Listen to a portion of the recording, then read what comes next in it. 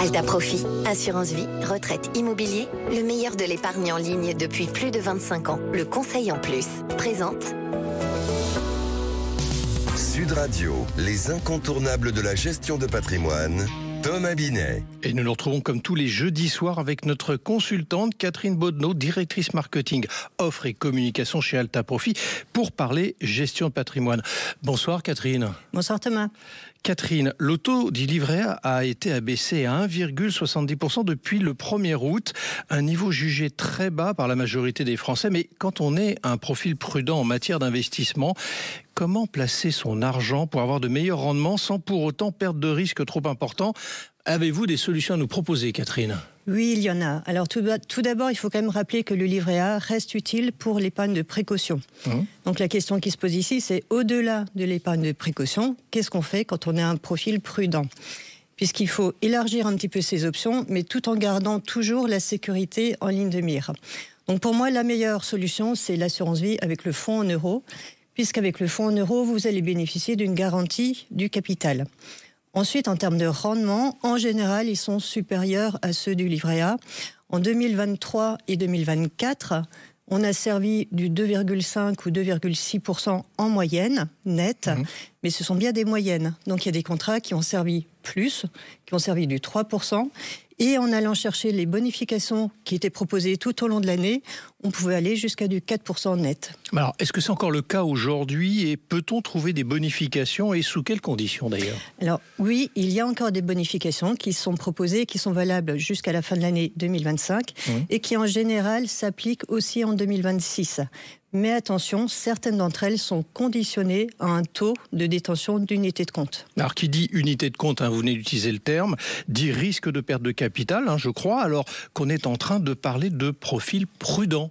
Vous avez totalement raison.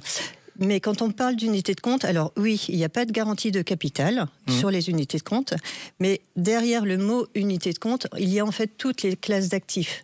Donc vous allez avoir du monétaire, de l'obligataire, des actions, etc.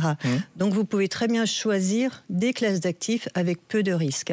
Mais alors, là aussi, qui dit peu de risques, dit aussi peu de rendement, si je vous ai bien écouté dans les épisodes précédents, depuis qu'on fait ces chroniques ensemble. Oui, vous avez encore raison, et vous faites bien de le souligner. Alors, vous pouvez très bien investir sur du monétaire. Alors certes, avec du monétaire, vous aurez des rendements équivalents à ceux d'un livret A. Mais ça va vous permettre d'aller déclencher les fameuses bonifications sur les fonds en euros dont je parlais tout à l'heure. Et ensuite, vous pouvez très bien aller sur des fonds obligataires qui vont être gérés activement. Et là, vous pourrez aller chercher du 4%. Donc en fait, il faut être vraiment sélectif dans votre choix d'unité de compte. Donc on peut dynamiser un peu son épargne sans forcément prendre de gros risques, c'est ce que vous nous dites. Exactement. Et il y a une troisième option qu'il faut mentionner, ce sont les produits structurés. Avec des produits structurés, vous pouvez avoir des produits qui vous offrent une garantie en capital ou au moins une protection du capital à l'échéance du produit. Et donc, ce sont des produits qui vont vous permettre d'aller chercher un peu plus de performance tout en gardant quand même une certaine protection. Donc, c'est la logique du compromis entre sécurité et rendement du coup. Tout à fait. Alors les fonds structurés avec capital garanti vont vous permettre de rester dans une logique prudente, mais tout en allant chercher un peu plus de performance et donc de ne pas vous contenter de taux très bas. Alors, il faut quand même accepter, il faut le savoir, il faut accepter que votre argent soit immobilisé pendant plusieurs années.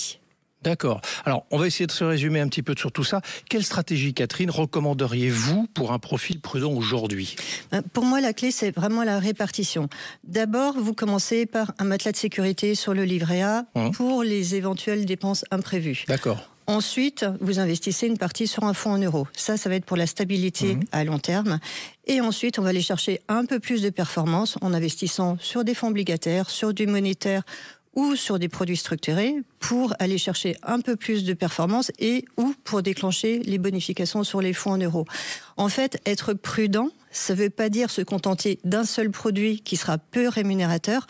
On peut aussi avoir une stratégie de diversification quand on est prudent pour aller chercher un rendement un peu plus attractif. Et comme vous l'avez dit, donc effectivement, être prudent, c'est aussi investir, mais réfléchir à ce que l'on fait. Merci Catherine pour ces explications très concrètes. On vous retrouve jeudi prochain pour un autre numéro d'Oser Investir, les incontournables de la gestion de patrimoine. Et pour ce qui me concerne, je vous donne rendez-vous dimanche matin dès 9h27 dans la matinale week-end. Sud Radio, les incontournables de la gestion de patrimoine. Thomas Binet. Avec Alta Profit, assurance vie, retraite, immobilier, le meilleur de l'épargne en ligne depuis plus de 25 ans. Le conseil en plus.